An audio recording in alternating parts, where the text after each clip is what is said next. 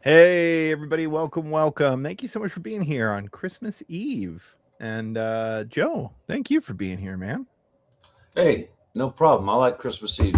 Although I'll tell you, I almost wasn't here because last night, right as I was ending the Bible study, I was right in the middle of telling a story, and poof, the power went out again, which made me very happy, as you might imagine, because I had just gone to the grocery store and spent close to $300 refilling the refrigerator Restocking. I had to throw Yeah. out from last week. But after about an hour, it just spontaneously came back on. So I it's guess that is the one thing about it happening while it's the one crap thing, Joe, is that normally it would have been freezing enough that you could have just left it. Yeah, I don't even Oh know what the man. problem was. It was actually only half the property that was out, and it's the occupied half, the dining hall and the and the admin building. So that's okay. We're in Well, good shape. good to hear. Good to hear that everything's well up in Camp Ponderosa, and everything's good here too. Uh, as you guys can see, we do have an empty place at the table. Scott is unfortunately stuck doing husband's duty near Christmas in an undisclosed large urban location near where he lives. Which there's only one of, so I think we can all figure that out. It's got a lot of heart and soul. Doing some Christmas shopping, it sounds like. So yeah. Eggnog, I'm hearing in the chat. Eggnog and more. Glory, hail and glad Yule. Ooh, pulling I'm out the gonna I'm gonna old stuff. issue the standard eggnog warning. This is neutral territory. But a funny story from yesterday. We were at the grocery store, and Mrs. Tactical Wisdom was there, and uh, she turned to me thinking she's funny because she thinks she's an amateur comedian, and she said, "Do you want some eggnog?" And I said, "No, thank you." And this guy goes, "Actually, ma'am, do you know where it is?" And she goes, "Oh yeah, it's right over here." She shows it to him, and I said, "We don't help the noggers." And this guy looked at me like I was crazy because he was about 80 and he probably has no idea what I'm talking about. Uh, but we don't support the noggers in public. Very true. Real quick, Schley. Good to see you. It's been a while. Sad to hear that you had to get your card information changed. I can just say that I've been the victim of that like 7 or 8 times this year. So I'm very sympathetic. I just they need to issue me a debit card that changes every time I use it. That's the new thing, I think. Oh, well, everybody, here's the deal. Scott wasn't here, so we were kind of unfocused during prep. So Well, I we do want to don't. point something out though. Today is the day, men. Today is your day. We all know all of you men decided not to shop for your wives or significant others until this very morning. Here So we let's go. get out there. And ladies, I always give this safety brief. When I was working in retail, security, I would give this briefing to the store staff on Christmas Eve. When you see a male shopper today out there alone, always approach from a direction that they can see you because they're easily startled. Speak in low tones. And remember that men only see in 16 colors versus the 16 million that you do. So when he asks you for a red top, don't ask which shade of red. We don't know. Help them out. And whatever size he tells you his wife is, add 2 to it because he doesn't really know. And Yeah. try to be helpful to all the men who are out there shopping for their wives today. I will say, I luckily got Christmas shopping done a couple days ago, and then I had some other people pile in and say, "Oh, hey, here's some money. Go get your kids something." And so now I do have to. I thought I beat the system, Joe. I thought I was out. Every time I get out, they drag me back in. um, as far as Pinochet's $1 Rumble rant, wait, so Scott isn't leading a bayonet charge somewhere on the Chosen? I didn't say that. We said he was shopping. We didn't say Neither of us not a said bayonet that. charge. There entirely could be. But apparently shopping in Korea is not as bad as it is here. We made the mistake of actually going to town 2 days before Christmas to do our grocery shopping. And funny thing about living in the Pacific Northwest or the Mountain West in general is when you go to Walmart, it's the only Walmart for like a 4-hour radius. So guess what? It is packed. There are a million people, and they're not in a very Christmassy mood. So there was almost a bayonet charge at Walmart yesterday, but all was good. We made it through. Always a risk at the local Walmart. I will say I'm kind of sad Scott's not here because I did want to ask him about a thing. Apparently, in Japan and recently in parts of Korea, KFC has convinced our Asian brethren that fried chicken is a Christmas tradition in America. You know, when Reverend Browncoat 6 and I don't know if he's in the chat or not, we're at the Spam Museum, we actually learned that a South Korean tradition is giving fancy, and they were very fancy because I had some there, Spam gift boxes to other families as a Christmas treat. And it's sort of the elegant gift in Korea. So I should send Scott some Spam. I like that. Yeah. Like a little mooncake tin. All right. Well, guys, so like I was saying, with the lack of Scott, Joe and I were less organized in preparation, and we didn't do topics. We've just kind of got a fun little global potpourri for you of kind of stories from everywhere. Right, Joe? Yeah, and there's one very special treat right in the middle that it's going to be glorious just to read. Well, let's begin. So, Ukrainian parliament is belatedly exploring possible presidential vote under martial law. Joe, this comes apparently as Zelensky has said he's ready to negotiate.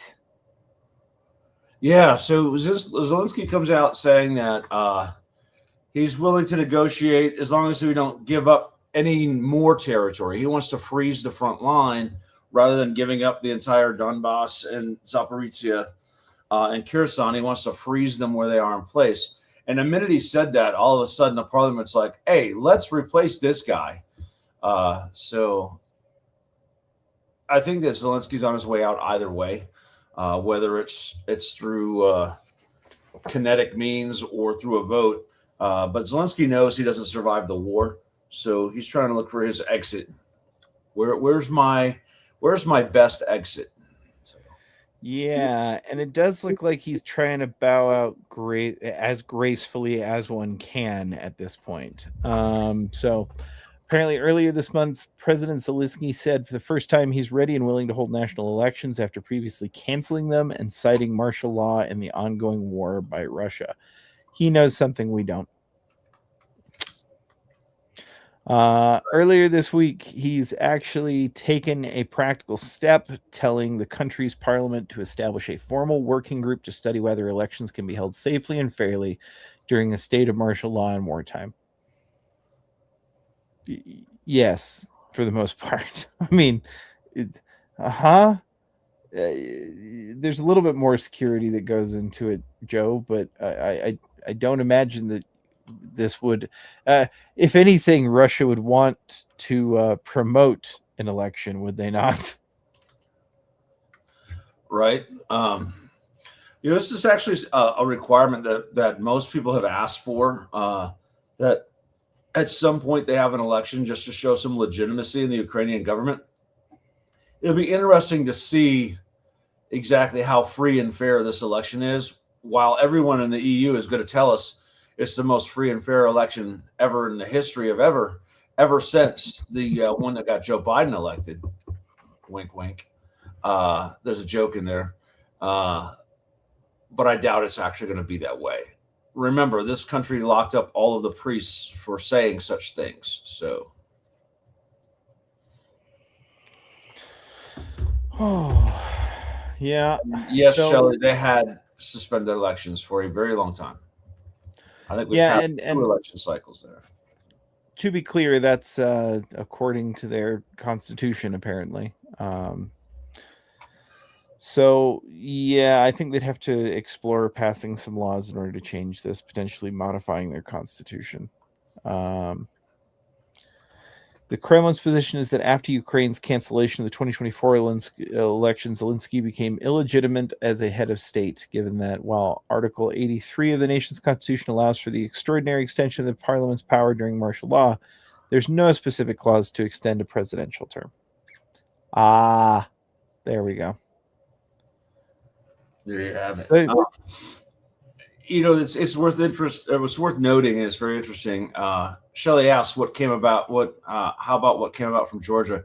So here's the deal. I know you're talking about our Georgia, but this made me think of Georgia and freezing situations. So when Russia invaded Georgia, not the one in the U.S., but the other one, they seized a bunch of territory and immediately got a concession to freeze the front line, saying that they were going to withdraw within 6 months or whatever it was. Guess what? Russia still holds Abkhazia and South Ossetia and checkpoints going almost all the way to Gori. So, and Georgia's just gone on about its day and has held elections and moving on, going, oh, well, I guess we're just never going to get our land back. That's probably what will end up happening here. Now, as far as the U.S. election news out of Georgia, look, they're just confirming what you already knew, that they stole the election. Nothing is ever going to come of it. It's not going to matter. They're never going to erase the 4 years that Joe Biden was president. So to me, it's a distraction. You already knew that they cheated, so it doesn't really matter. Yeah, I was going to say the only thing this really gives you have more ammo when talking to leftists who won't listen to any facts anyways. So right. There's what that. What the 2020 election proved to the left is that you can steal an election and get caught, and the American people will do nothing more than tweet about it. Yeah. So yeah, that's don't worry that we have more domestic stuff coming up, not just that little bit on Georgia. Actually, we have a domestic bit coming up right now as we talk about us moving additional troops and special operations aircraft into the Caribbean. Say it is so. Joe, at what point are all the toys assembled from the toolbox and we can finally start this rumble? I think that one of the lessons we learned from Panama was that it's better to stage them somewhere closer so that once the aircraft launch, there isn't enough time for Venezuela to do anything. In Panama, we know now that the Russians were watching Fort Bragg. They were watching the Pentagon. And when no one went home from work that day, Panama is actually where the pizza index comes from, by the way. When no one left their offices at 5 p.m. On December 19th, the Russians issued an alert to Panama and said, hey, something might be happening. Then when all the pizza delivery trucks began arriving, they said, something's definitely happening. And then about an hour later, when all the aircraft began taking off from Bragg, they were like, yeah, you're about to get a visit. So we learned that lesson and decided it's better to stage our stuff in Puerto Rico, at the French, British, and Dutch bases throughout the region. That way, once they take off, you're talking an hour max before hitting Venezuelan airspace, and it will shorten their ability to respond. So I think that's why we're seeing all this stuff going down there. I have a weird feeling that we might be seeing reports of steak and lobster being served for Christmas dinner. Reports of what? Steak and lobster being served for Christmas dinner. Yeah, that's always a pretty serious sign. By the way, how about that picture of that salty devil dog I posted yesterday? You see that guy? It was pretty good. He had some legit ribbons, and anyway, carry on. Moving on. But yeah, I'm just trying to work in this out. Like, I don't think, just call me hokey, but I don't think the president would order the troops to attack on Christmas, right? because I don't think he'd want their families to be worried about them on Christmas Day, right? Seems like basic courtesy type stuff that he'd do. The only reason why we invaded Panama on December 20th of 1989 was the egregious actions of the Panamanians by pulling a Marine lieutenant out of his vehicle and killing him in front of his family. Yeah. The initial Blue Spoon plan was after Christmas, but he knew that he could not keep the Marines contained on base any longer after after the lieutenant was killed. So Yeah. yeah. So, and part of me says that if he's gonna wait for New Year, or if he's gonna wait for Christmas, they might wait for New Year's, right? But then another part of me, yeah. Well, yeah, I was going to say another part of me goes, well, that would only make sense if you still had assets to move down to the area. And I'm trying to think of what assets we still have to move down there that are free at the moment. Well, despite being socialist and ridiculous, Venezuela is still a Catholic majority country. And the week between Christmas and New Year's, throughout the Western world, anywhere that's touched by Christianity, military offices are at their lowest staffing levels ever. So it might actually be the day best after Christmas. Yeah, that's true. That's true. Chat, what do you guys think? Let's hear predictions. That way we can all hold each other accountable. I think honestly, if it was me, it would be probably 3 a.m. day after Christmas.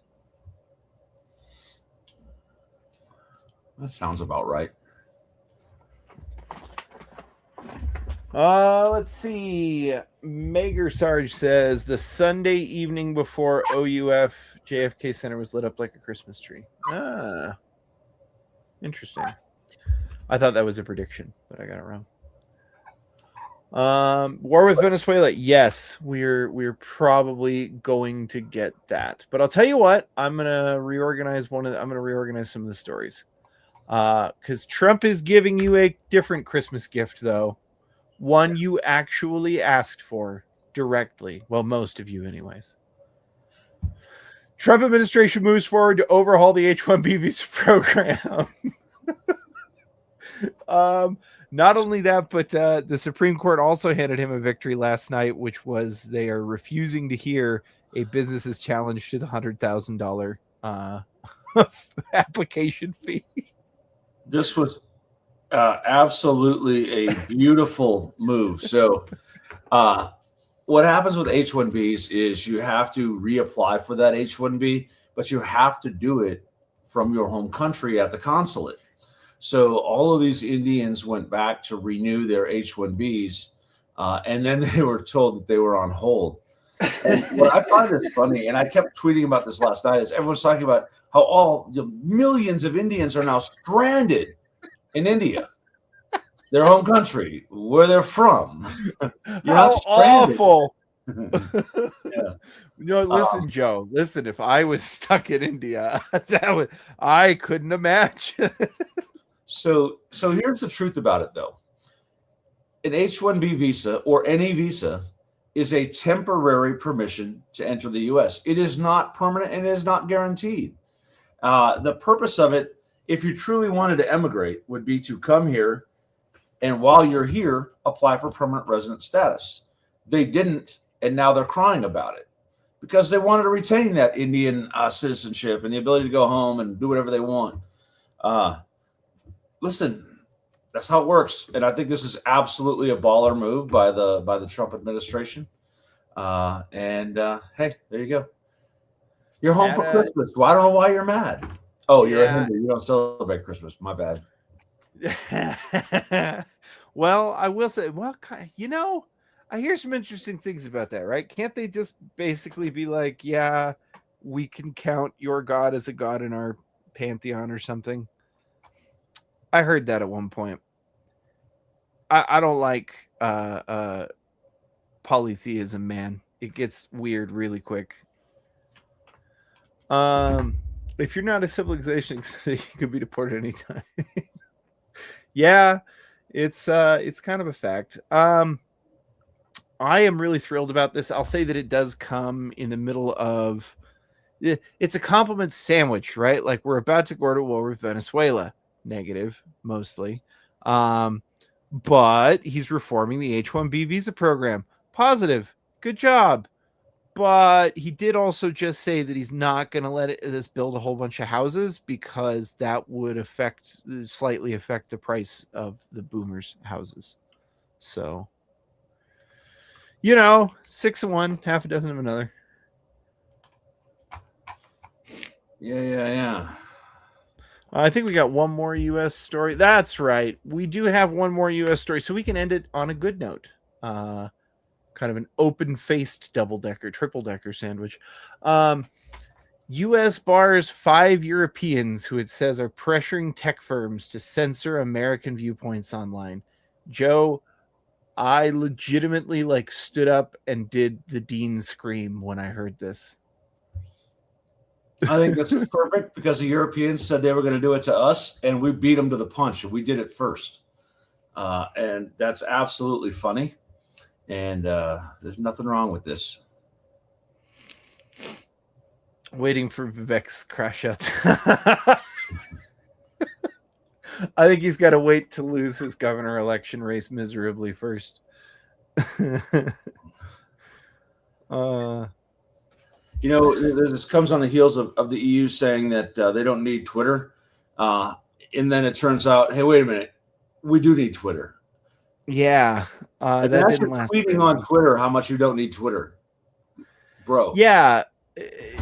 They've been trying to launch their entire campaign against Elon Musk on his own platform. Is it just a fact, Joe, that when you basically push all martial prowess out of your society, that you forget the eternal teachings of the great Chinese masters? Right.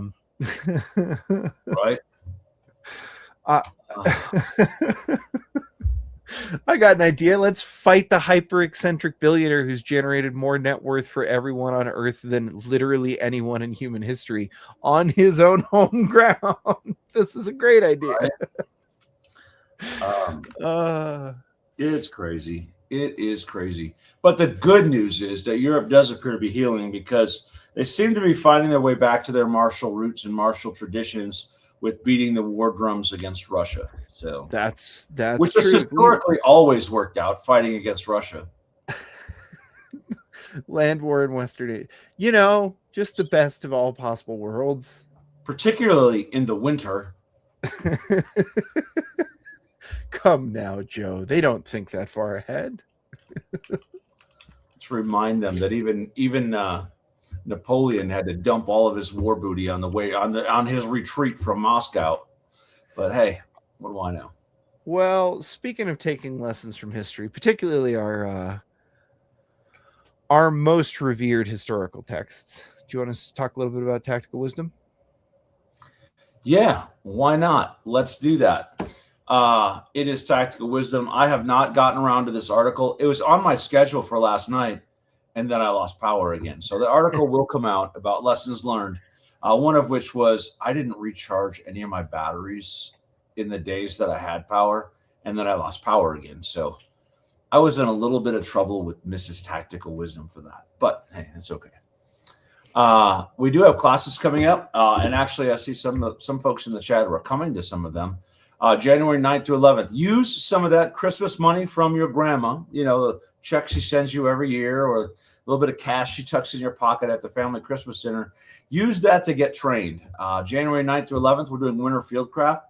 Taking our traditional fieldcraft class and applying some winter skills like winter individual movement, winter campsite selection, winter navigation, all these fun things, the 9th through the 11th. That's a 3-day course, Friday, Saturday, Sunday. Then the 15th and 16th, that's not on my schedule, but I'm going to mention it. We have Kay from Combat Studies Group coming out here, and he is doing Ground Rod 1. Absolutely a required class for everyone, tactical or not. It is simply, it's a classroom-only class where you learn how to secure your phone, your computer, your online presence, and try to limit the digital intrusion into your life. It's digital tradecraft, a fantastic class. I came out of it with a new phone. I decided it was just easier to buy his phone. But he'll also help you set up your computer to run Tails, which is a Linux distribution that's privacy based. Teach you how to use Tor and all kinds of other good stuff. How to send steganography back and forth. How to send encrypted messages to each other. Truly, a lot of really great skills you learn in that class. It's worth every penny, and that's the 15th and 16th of January. Then the 17th and 18th of January, he's doing Gunfighter Concepts Pistol. Absolutely fantastic basic pistol course, learning how to actually shoot and move and fight, not just stand there and shoot targets, but actually engage in a gunfight. So pretty good class there. And then the weekend after that, January 23rd through 25th, Combatives Weekend. You come in on Friday and you learn unarmed self-defense and ground fighting. Saturday, you do sticks and knives all day, what's more fun than a bunch of friends beating on each other with sticks? Doesn't get any better than that. And then on Sunday, we do cold firearms combatives, where we practice bayonet fighting, using an empty pistol or empty rifle to fight, all kinds of good stuff. So lots of stuff. And then a week after that, we go back into winter survival again. We do have snow now. We have a very, very thin tracing of snow right now. But it'll be fun. We're going to be doing some snowshoeing in Winter Fieldcraft, so we need more snow. So y'all better not complain about the lack of snow, or that somebody is going to donate a snow machine, and then Joe is going to make you guys sit in the downrange of that snow machine. Right. You know what? And let me just mention that to all of our fans here. You guys are fantastic. Every time I put something on the Camp Ponderosa needs list, they just show up. So that's pretty awesome. And what I'm going to do is I'm going to drop it again. There's a couple of things we need. We always add to it and adjust it as we find new things that we need, right? The power outage showed us a couple things we need, and then magically some of them have already showed up. So I want to thank you all and say that y'all are just absolutely amazing people. So I'm dropping those lists over there. There's also one called the Tactical Wisdom Wish List, which is really just me and the cool things that I want. So you can check that one out too. I'll drop that one over here too. Why not? And then as far as we go, today we'll do another Chirping Tree Farm Store ad. Let me grab the link real quick. But yeah, you guys, we've got these cute little chimkins. My wife hand makes them. They're adorable. Some of you in the chat have them right now. You guys have been making posts about them. Some of you have them on the way. I hope you guys really enjoy them. 3 of you are going to get roosters that should have wattles that don't. You need to contact me immediately. I will fix it, and we'll give you another one. Both. So yeah, my wife would have had me hunt down the mailman if that were practical, because she realized it like 5 minutes after they were already in the mail. Also on the store, I promise, I know I've been threatening this for a few days now. I've been really busy doing comic book stuff for Scott, but when I get a second, I'll stop and throw some labels on the 3 new flavors of flavored honey, or 4 new flavors of flavored honey. We've got Calibrian in there. We're going to have cayenne now, and then we're going to have a vanilla that is really awesome. I gave it a few extra days in the Sonicator, and it's really coming along. And then lavender black pepper, and then cinnamon. So yeah, really, really good season. And then eggnog stuff, but it'll be late in the season. But I found out that apparently it doesn't age as quickly as I thought. So as long as I vacuum seal them before I send them out to you guys, they should be good for next year. But yes, appreciate you guys, and enjoy. You know what? There was an odds and ends that we should have mentioned and we didn't. It's the new TikTok. The next one up. No. There's a new TikTok challenge called the Door Kick Challenge, where kids come and kick in your front door and run away. I pointed out over on Facebook that I live very remotely, and that's a surefire way to make sure the bears and lions eat your body before anyone ever finds it. They should rename it the Room Temperature Challenge, because seriously, man, kicking in people's doors is not a prank. It's not funny. That's how you get shot. Yep. They were concerned that the teenagers might get hurt. But what the fuck? That's called a B&E, right? It's called a B&E with an excuse that you hope is going to get you out of court. Yeah. What do I think about Breezy as an all-arounder chicken? Asks Rom. Okay, as long as we're in the break, yeah, I'll answer that before we get back on topic. I actually like black Australorp as an all-arounder chicken. They get huge, and then we're actually breeding in breasts, the French breasts. So we want to get that good intramuscular fat. That's my opinion personally, but I haven't looked into Breezies. I'll have to check them out. Yeah, good stuff. All right, guys. Speaking of poultry, our next topic takes place in Turkey. Yes. Christmas is always a good time to have turkey. So we're going to put turkey on the menu today. An interesting situation. This guy was leaving a meeting, heading back to Libya when the plane disappeared from radar. I believe it was him and 6 others on board. And what a shame. Muhammad Ali al-Haddad appears to have perished. So. Shame. Real shame. Search teams in Turkey on Wednesday recovered the cockpit, voice, and flight recorders from a jet crash that killed 8 people, including Western Libya's military chief. While efforts to retrieve the victims' remains were still underway, Turkey's interior minister said the private jet carrying General Mohammed al-Aham, Ali Ahmad al-Haddad. Good Lord. You know what? We're putting a limit on this. You get 3 names. That's it. 4 other military officers and 3 crew members crashed on Tuesday after taking off from Turkey's capital, Ankara, killing everyone on board. Libyan officials said that the cause of the crash was a technical malfunction on the plane. If I may say, it is very telling to look at the crash statistics of almost every other nation on Earth versus ours. Our planes are, for as poorly as our planes are maintained compared to what their maintenance schedule says. Yeah, if you have not seen a Middle Eastern standard of maintenance, you do not want to be flying in Middle Eastern military aircraft. It's not a good thing. That's why I wasn't worried when we left all that military aircraft behind in Afghanistan. Like, give it 3 months, none of it'll be running. So, man, you read that better than Scott. Yeah, yeah, you did a much better job on the name. Thank you. So the high-level Libyan delegation was back on its way to Tripoli after holding defense talks in Ankara aimed at boosting the military cooperation between the 2 countries. Okay. Well, no, I don't know, like that there is a sizable Turkish contingent of troops deployed to Libya, actually fighting in the Libyan civil war. So interesting. Okay.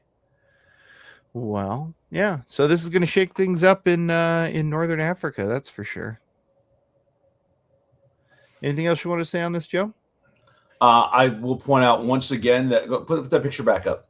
That Africans and Middle Eastern people they make these fantastic camouflage uniforms, then decide to bling them up with red and gold, and it just always amazes me. Right, that uniform he's wearing right there is classic. It's camouflage, but cut in a dress uniform style, and that is the most African thing about this man that I have ever seen. So you know what?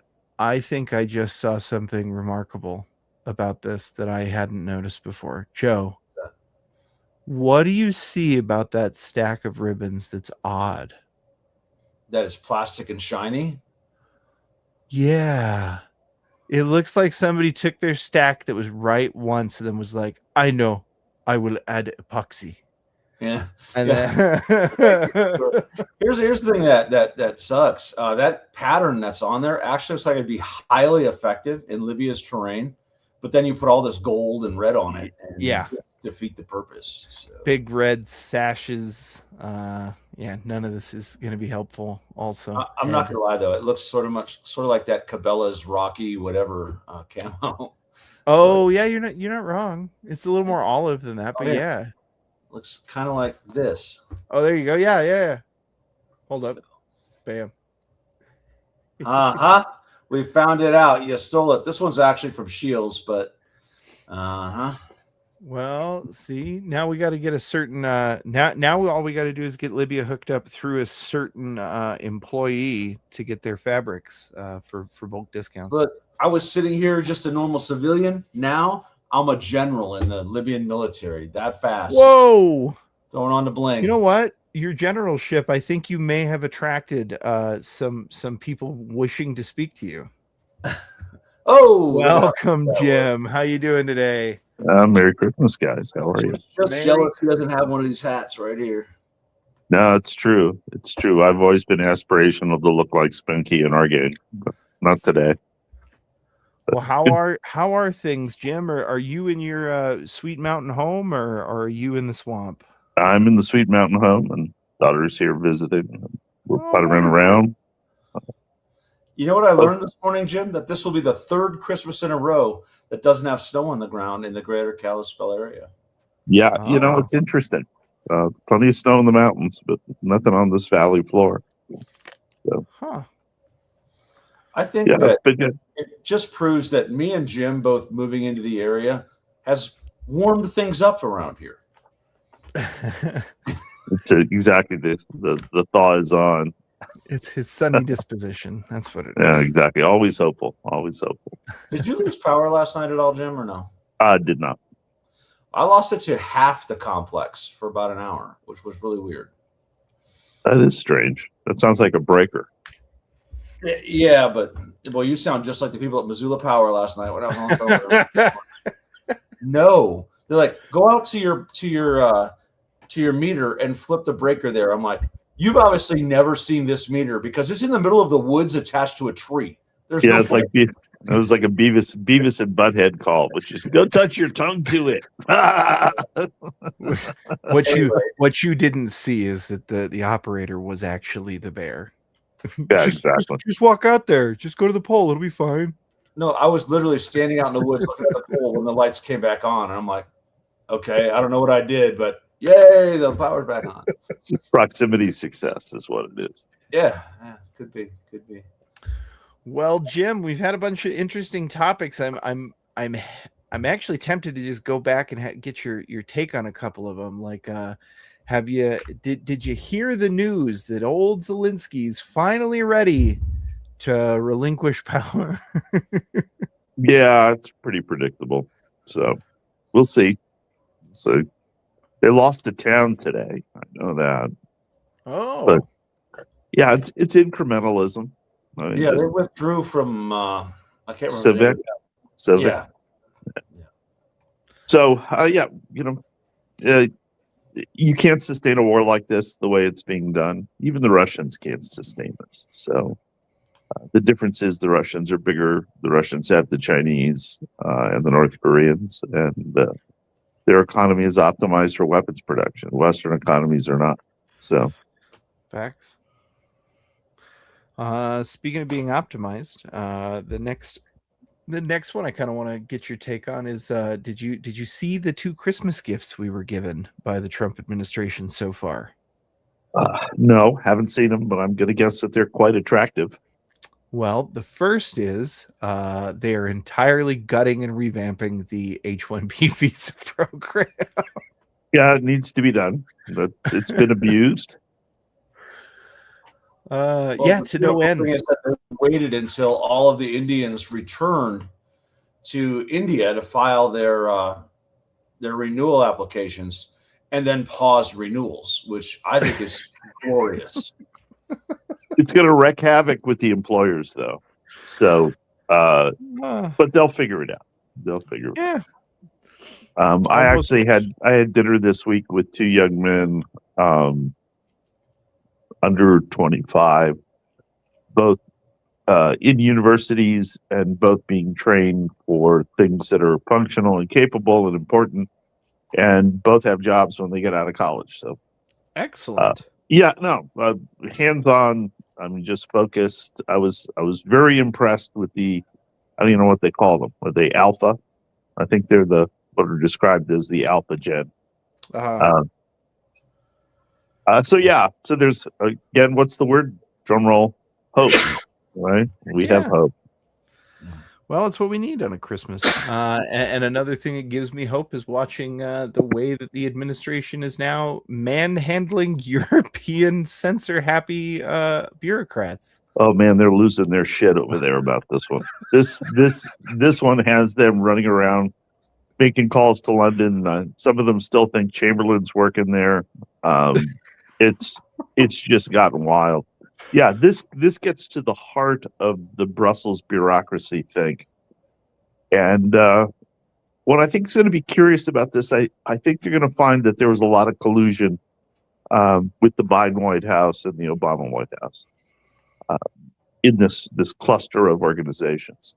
So that'll be an interesting post-mortem on this stuff. Yeah, it's pretty fantastic, and it's also hilarious to watch them try and fight Elon Musk on his home turf. Well, I think X is in an interesting place, which is, Europe uses X, right? They need it. They need the news source very badly. But boy, the governments just don't like the fact that people can opine. And this is that edge of conflict that we have with, the world does not like the concept of individual liberty as prescribed in the American Constitution and Bill of Rights, right? It is antithetical to the way they see society.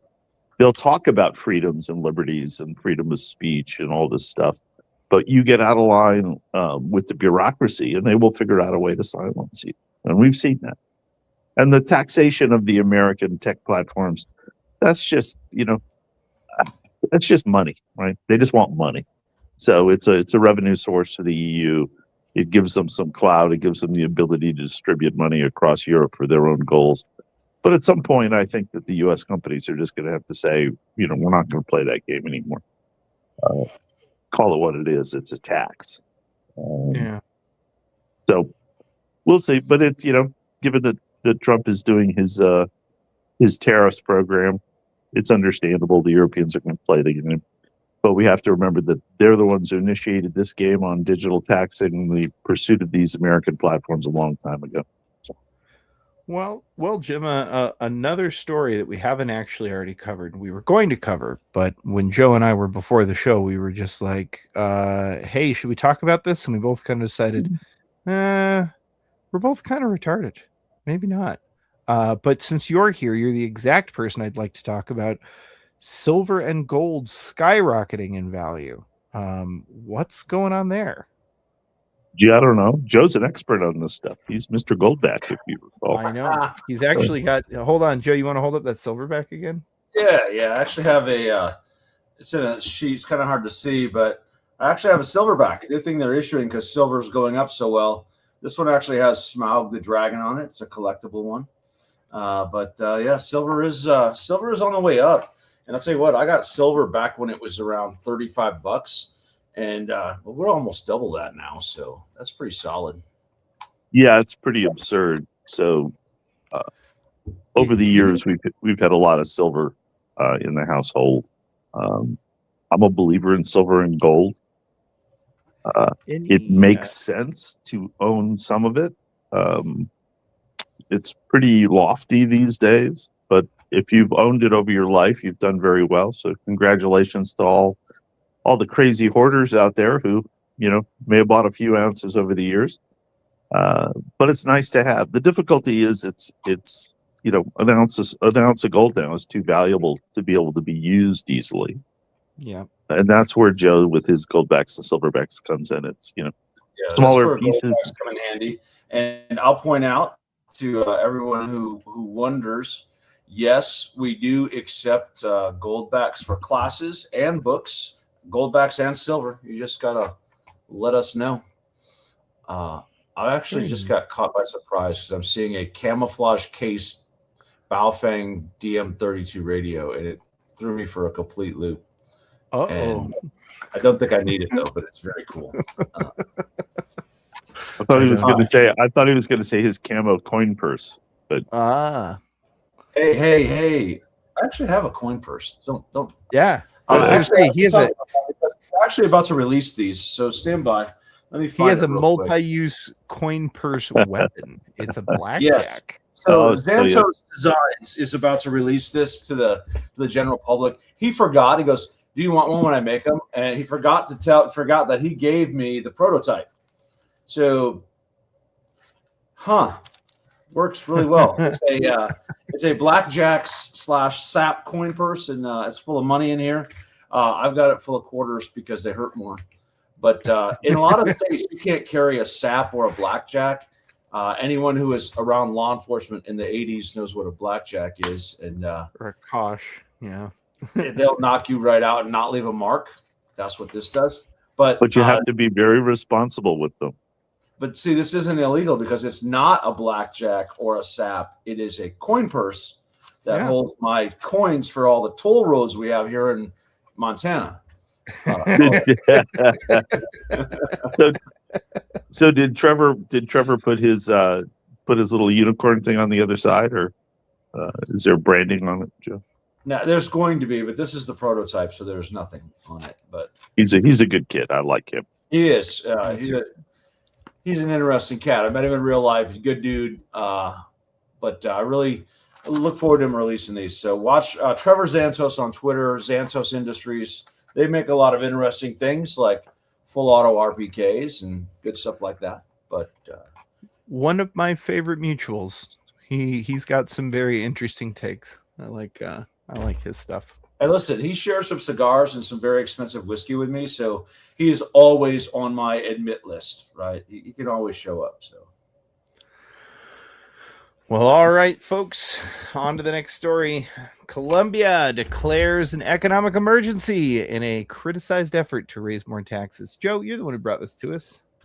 Yeah, so I include this one because it is a proof of why you should never elect a far left government.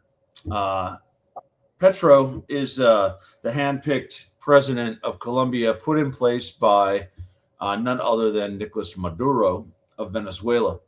And he got in power and he implemented all of these fantastic socialist programs that were going to raise the standards of living for the average Colombian. But guess what? There was no money to do so. So now they are facing record debt, and he has now got a law passed where he can just issue taxes by decree.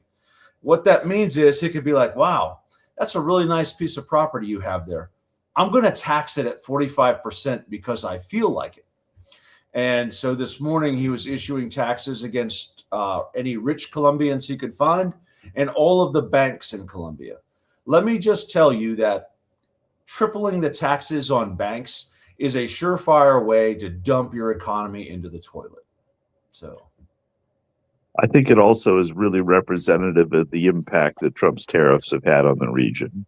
And the hard part for the patsy world to deal with right now is that at that corner of the world, Venezuela, Colombia, Panama, and Ecuador, and Cuba's a pariah for a lot of reasons. But the northern part of the continent is 90% narco money for everything. And when you stop the narco money and you stop the petroleum out of Venezuela, the place will grind to a halt. So this nonsensical stuff in the background from the left that, oh, these poor countries, oh, this, oh, that. These countries, their economies are built just for narco traficantes and oil. And it's all the same people, right? It's Maduro's team, and they make money out of it. And they don't give any money to the average citizen. And what you're seeing in Colombia is just a doubling down and trying to protect themselves. So full agreement with Joe on that. It won't end well. I've heard that a part of what's causing this, and also part of what's causing apparently Cuba to look like it's on the verge of collapse, is the oil itself. Apparently that first batch of oil was headed for Cuba, and the lack of it is causing major issues. Apparently, a lot of these others are. I mean, these dark fleets kind of go everywhere, right? They have to make return trips, but from what I hear, that is kind of where most of these were bound, are that little shadowy group of countries in the northern part of the South American continent there that all kind of gang up together. Well, so when you have money afloat, right? So when you're selling billions of dollars in narcotics to the United States, you have lots and lots and lots of money that needs to be laundered. One of the best ways to launder money is to roll it into commodities. Makes sense. So, and one of the bigger chunks of commodity is a VLCC loaded with oil. I mean, you could do, 30, 40, 60 million at a pop. And you don't have to worry about all the small stuff, right? And if somebody pulls up to this vessel and says you can't have that oil, you have international maritime law on your side historically. They've done a pretty good job of explaining why they're picking these tankers up. And even the countries that are purported to be the flag of the vessels are on board with the U.S. doing this. Panama said basically the one that's being chased now really isn't flagged in Panama. So, you get down to the details. The whole dark economy, energy world has been playing fast and loose with flagging. They've been playing fast and loose with mid-transit transfers. So they'll pull alongside and pump it into a different vessel, and then magically it becomes oil from a legitimate source, right? Right. So this has been going on for years, and with the advent of private satellites, it's just made it harder because you have satellite imagery of the tankers pulling alongside each other, South China Sea, Indian Ocean, Southern Atlantic, and they transfer the goods. So, Trump's guys are righteous on this, and you've had the left try to go after them, but there's really no way they can because they're well within the boundaries of international law. These are sanctioned activities by sanctioned people on sanctioned vessels moving illegal cargo, right? The problem is, when are other people going to take on the mantle of, well, our legal system tells us we can do the same thing, and I'm waiting for that shoe to drop. What's interesting about that is that the modern age has made it harder to do, but generally people say, well, how can they do all this stuff with all the shipping lanes and all that? Most traffic in the ocean travels on very small and limited shipping lanes for the purposes of maritime safety. If I'm on a shipping lane, I know that someone will find my ship if I'm damaged. But there are vast open spaces of ocean that nobody ever travels. And that's where these ships used to operate. But with the invention of AIS and the requirement for ships to have it on, they think that that you could track these ships, but they turn them off and then they go somewhere. That actually leaves a very small section of ocean for us to look for with our satellite imagery that you just mentioned, Jim. We know where they turned off the AIS, so that gives us a window of how fast that ship can move over the number of hours that their AIS has been turned off. Makes it fairly easy to find where they're doing this transshipment. And I would be surprised if over the next few months, we don't see us seize a pair of ships in the midst of that. I think that's probably accurate. Real quick, Schley asks, do we want the canal? Yes, we do want the canal, although that's complicated. We want the canal in the same way we want Greenland.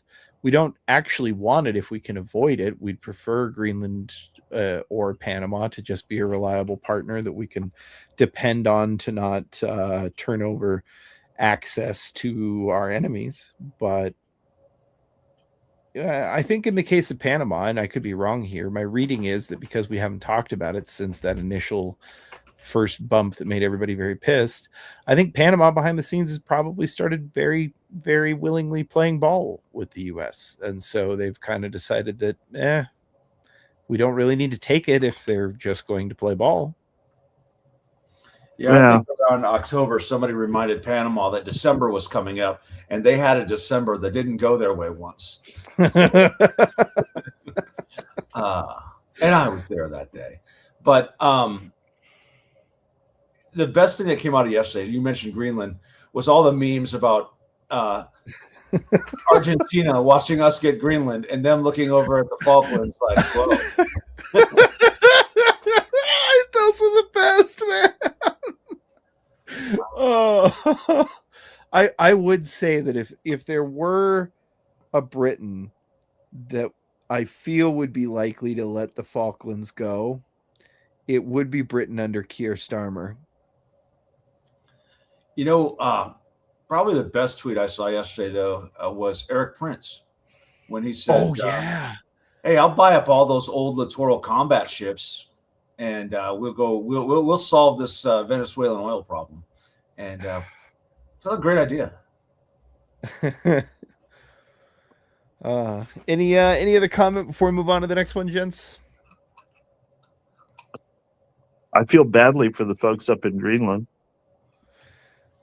All 230,000 or whatever it is. I mean, oh, you feel bad for them? Oh yeah, they're going to be flowered with Danish largesse. See, I was confused. I thought that them, allowing themselves to be wooed just meant the best of both worlds for them. And by the way, just in case anybody's wondering, they're pretty leftist, right, Jim? Yeah. So, fine. It's a Euro-colonial thing, and they've given them autonomy, but it's the Danes have been hands off, and the place is chock full of granola heads. So we'll see what happens. Oh, speaking of granola heads, UN Security Council agrees to extend African Union peacekeeping mission in Somalia for another year. Joe, we probably lost YouTube a while ago, I bet. No, it brought me back. I don't know what happened. Okay. We were gone. But Joe, I was reliably informed that Somalia was the gem of Africa and that all goodness in the United States flowed from there. Yeah, the land of Kush, right? So that was probably more Ethiopia than Somalia, but yeah. So there was a whole thing around Twitter the last 2 weeks of them talking about all the greatness that Somali culture has brought to America. Meanwhile, the African Union is extending its peacekeeping mission there simply to keep the Somalis from not all killing each other.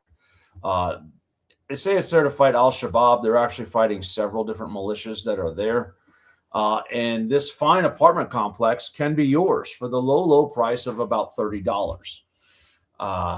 What I find interesting about this, and Jim, maybe you can comment on this, is that China, in the middle of this authorization, said, yeah, but that guy right there, yeah, but someone's got to pay for it. And I think it should be literally anyone but China. So. Yeah, I think the Chinese have become very sanguine about what Somalia is. And I think, on the subject of Somalia, we've got all these Somalis living in Wisconsin, clearly milking the hell out of the system. That's where all the concrete's coming from, by the way, is all the back channel money coming out of the U.S. market by repatriation. That's over now. So let's see how Somalia does. But there's room in Minneapolis now for all the Greenlanders if they want to move to Minneapolis. We can do it again, right? Yeah, exactly. Yeah, I get physically ill talking about that these days. Yeah, what's interesting about this whole unraveling is it's just piling on to the recognition that we carried these programs for decades too long, and we've been dumping billions of dollars into what I would call convenient non-governmental organizations worldwide. We subsidize the whole leftist movement in all of these countries that fed off of their inability to have stable governments. And I don't care whether that's Somalia, Gaza, just go down the list, right? The U.S. taxpayers have just been pouring buckets of money into that instability. And it dried up fast when Trump took power. And it's not coming back anytime soon. It's going to be really hard to architect replacement strategy for USAID and the Institute of Peace and those other leftist lily pads that are no longer among us. Well, and Europe has tried, right? But it seems to me that a lot of that money was going to Europe, and so it's hard for them to make up extra money coming out when they already don't have our money coming in. Well, it was running through all of the NGOs. So if you look at who is really aggrieved out there, who's super angry about this, it'll be the big European NGOs. It'll be Médecins Sans Frontières. It'll be, everybody's got their sabers in the air and they're rattling them, going, "Oh, we don't have any money. People are starving here, dying here." Well, okay. Who's the next bidder on being the do-gooder of the day in Africa or the Middle East or wherever it may be? And what's really sad is it's hollow. Nobody's stepping up.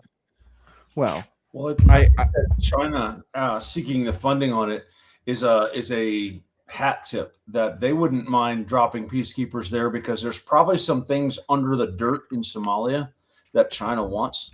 That's why China has so many troops in Sudan. It enabled them to essentially take over the rare earth materials industry in Sudan, in the Darfur region, by claiming they were there to protect them. Then all of a sudden they managed them and now they own them.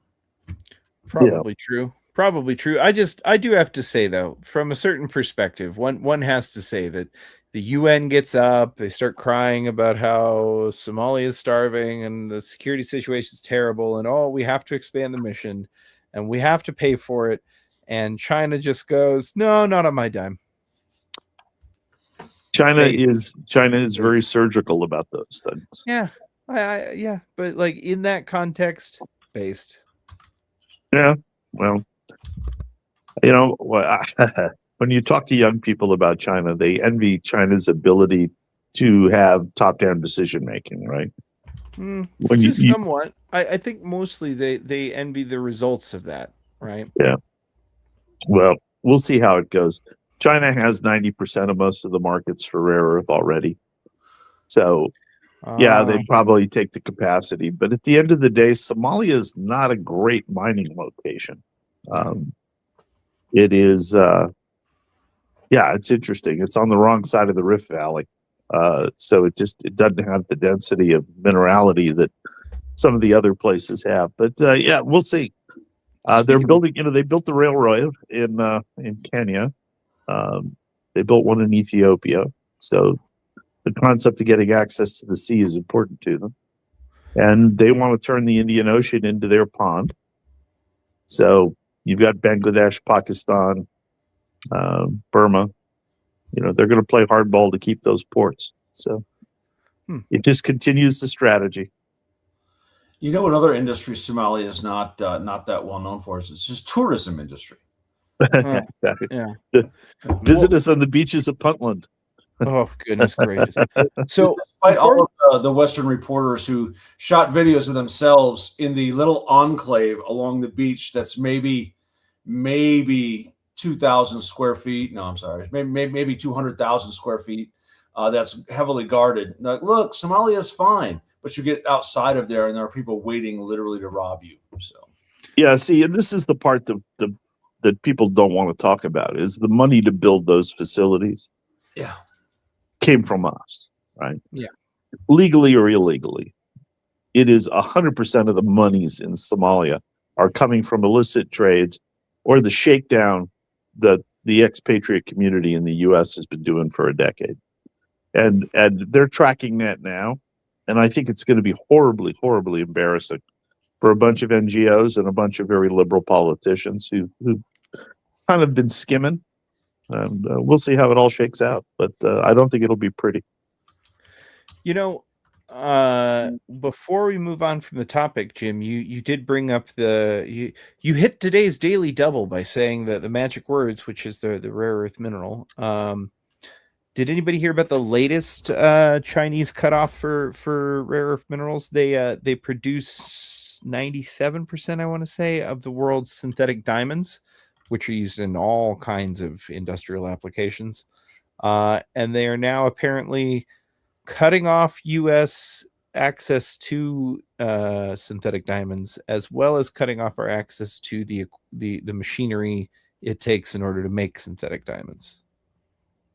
So no polishing for you, right? Yeah. Yeah. So it's how they'll do it, right? They'll begin to just become irritating, and they'll do it in a serial way, and they'll force negotiations, and you go negotiate that point, and then they move on to another point. But what they're pointing out is how vulnerable we are from an industrial standpoint. And we know this, and we've known this for a long time, and shame on us for not stepping forward and taking charge. Good that we've got somebody now who seems to have the stomach to take a few hits in that arena too. Well, the trade team is pretty aggressive, and they've been very successful. I mean, if you talk to the liberals, their heads are still popping off about tariffs. But we've been pretty successful so far. What needs to happen now is we need to placate our allies, the real allies. And we do that by becoming predictable and rational for their purposes only. But it's that dynamic bilateral engagement that I've been babbling about for a decade.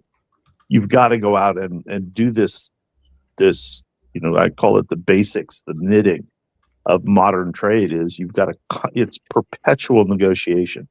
You have to always be engaged, because around the edges of it, people will try to take advantage. And so it's a real-time business. And for 40 years, the United States did not do it as a real-time business.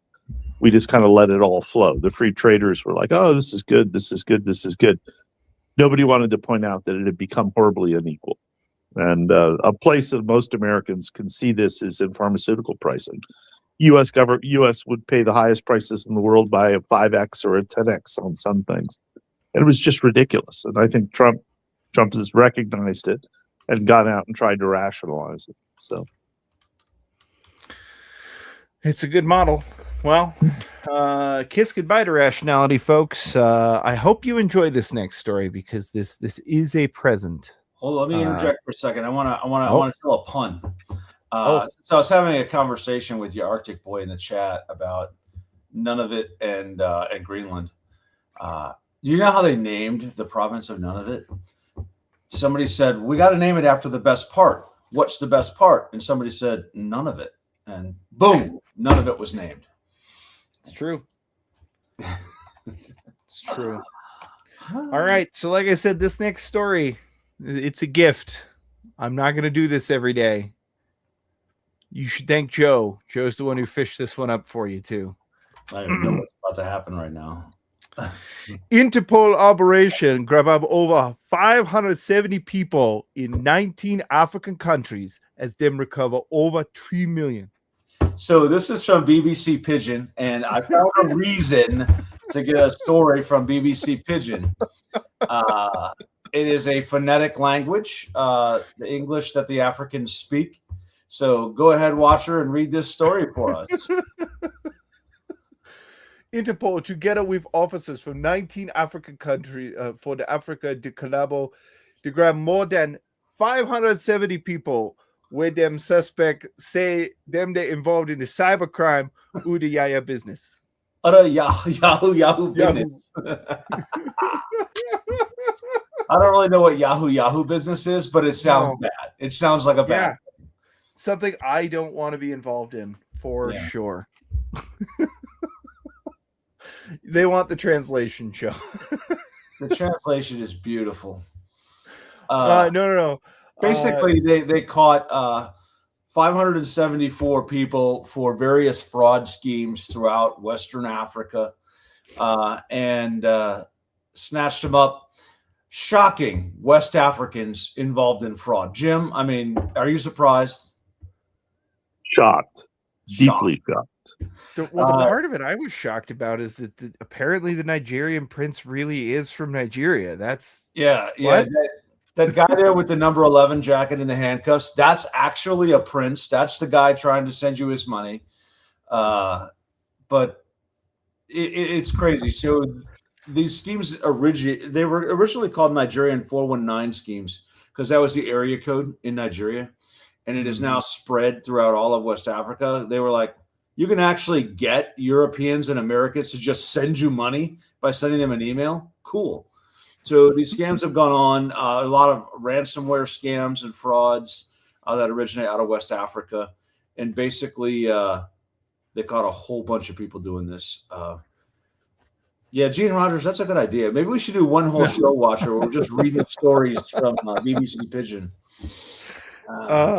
In case you guys aren't aware, it's glorious. The BBC does I think it's every 4 hours, they release a full news update in British English and another matching one for every single story in Pigeon, which is how I found out about this. Actually, if you want a really good Pigeon scene, the opening scene of Blood Diamond, Danny Archer, played by Leonardo DiCaprio, has a conversation with some sub-Saharan rebels in Pigeon English, and it's fantastic. So he does a really good job with it. I got a plane way full of them grenade launcher. All right, guys. I'm sorry about this next one. Mostly because I have to pronounce yet another one of these names. Damn it, he even follows the rule, Joe. That's only 3 names. I don't even get to use that as an excuse. Kolo Abdi Abdullah, sentenced to life in prison for conspiring to commit 9/11 style terrorist attack on behalf of Al-Shabaab. Yet another one of the Somalis who are definitely enriching our society. The guy actually went through flight school. He did the entire September 11th timeline before he got arrested. So crazy stuff. United States Attorney for the Southern District of New York, Jay Clayton, Assistant Attorney General for the National Secretary. Oh, Jesus, I don't want to read through all this. Who cares? Announced today that Cholo, I'm just going to call him Cholo, was sentenced to life in prison by U.S. District Attorney Annalisa Torres following his conviction. I'm shocked. I'm shocked. They actually convicted somebody. I believe he pled guilty. Okay. Convicted for multiple crimes that include conspiring to provide and providing material support for a foreign terrorist organization and conspiring to murder U.S. nationals, commit aircraft piracy, destroy aircraft, and commit acts of terrorism transcending national boundaries. Huh. Oh, no, I guess he had a jury trial. First of all, that his name is Cholo is actually glorious. Glorious. Lean like a Cholo. He's about to learn all about that. But Al-Shabaab is an ISIS offshoot that operates in Somalia and northern Kenya. And Minnesota.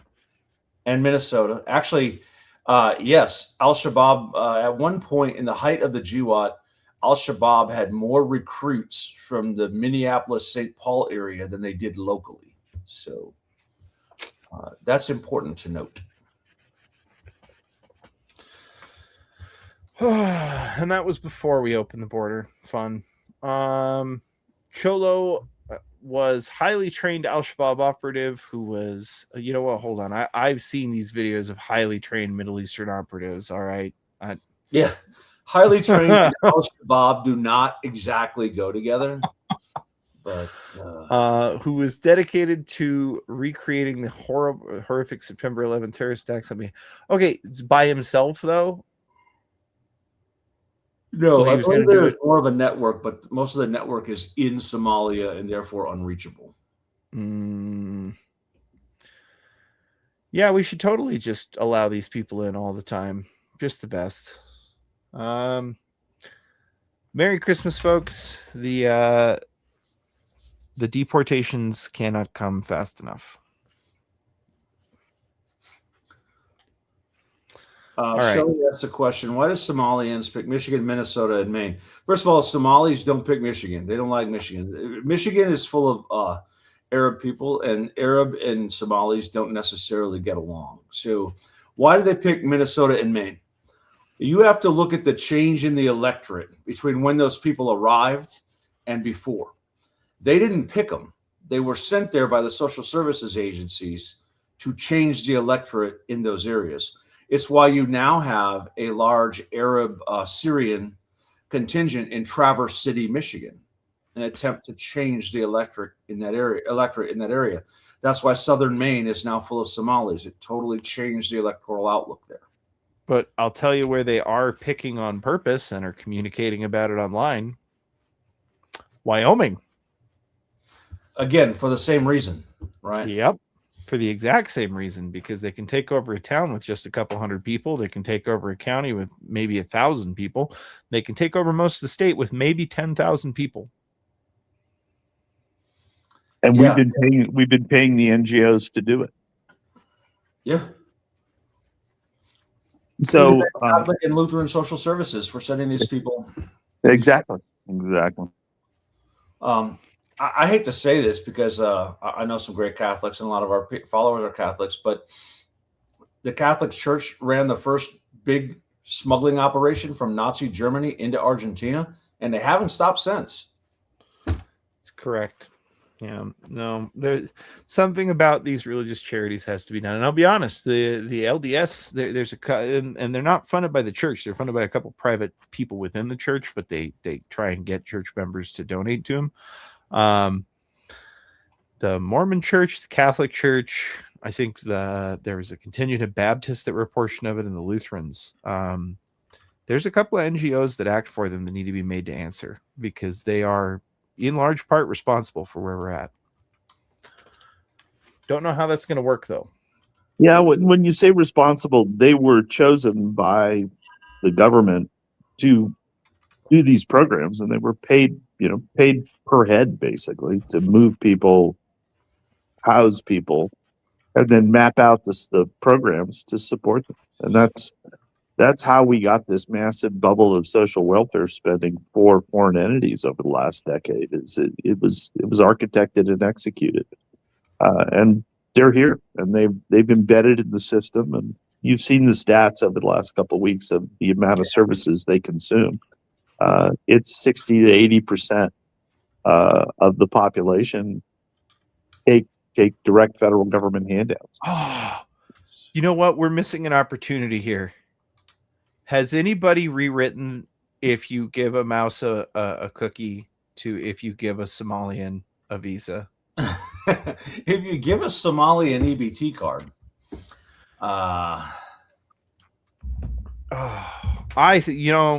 with AI, I feel we could have this knocked up by this afternoon. You'd have a bestseller on your hands. Well, it's gotten pretty out of hand, and I think it's interesting to me that the state, if you look at Minnesota, you look at Maine, the aggression with which they're defending these programs, it's clear everybody's got their hand in it till. Oh yeah.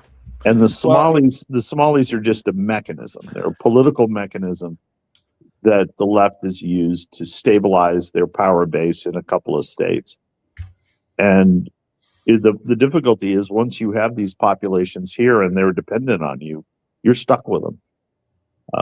Once they're in the system and they're legal, you can't have them leave the country. You can't do what a lot of the European countries are doing, which is saying, okay, everybody go away. I mean, the Japanese are tossing everybody out. So, we get accused of racism. The Japanese just go, just the way we're going to do it, right? Oh God! Yeah, but they'll pile on. They're going to pile on here. Trust me, it's coming. Did we talk about how the Japanese are doing it? Because it's brilliant. It's utterly brilliant. They have embraced the fact that you have to fight cultures culturally, and so they have said that if you are going to live in Japan, you will be buried in accordance with Japanese law, which says you will be cremated, which is against the Muslim faith. And you have to learn how to speak Japanese, and they're going to be the arbiter of whether you do or do not speak Japanese. So you have to adapt to the culture. It is the way it should be done, and for some reason we've lost sight of that here in the U.S. The melting pot world doesn't work for everybody. first of all, I know a lot of Muslims who are unintentionally cremated, but and Raging Tends to happen. Psychosis, they did not change the name of the state of Minnesota. I'm sorry, that's not true. It's still the state of Minnesota. Well, all right, everybody. We thank you so much for being with us here on Christmas. We didn't quite get a full show, but we came pretty close thanks to Jim. Gents, Joe, what do you want to say to the folks? What do you got? Any predictions over Christmas? We'll see them again the day after Christmas. But what do you want to tell them? Well, I want to tell you that we're entering a dangerous time. Apparently, 2 more people have been arrested for bomb plots over New Year's Eve. Far left activists. Keep in mind that they don't like Christmas very much either. And most of our enemies around the world don't like Christmas very much. So pay attention. Spend time with your loved ones, but be careful and be thoughtful. Be thinking about things. I'm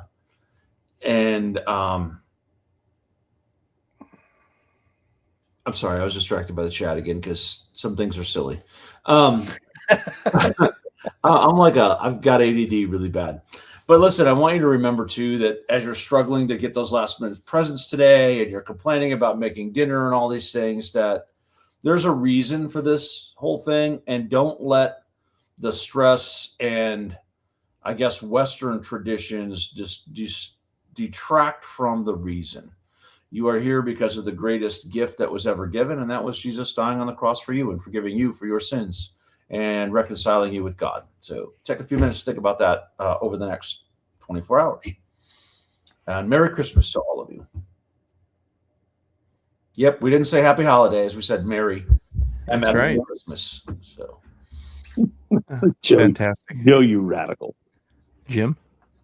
Same thing. Merry Christmas, everybody. It's the reason for the season, as Joe would say. And it's going to be volatile, but some of the volatility is healthy. So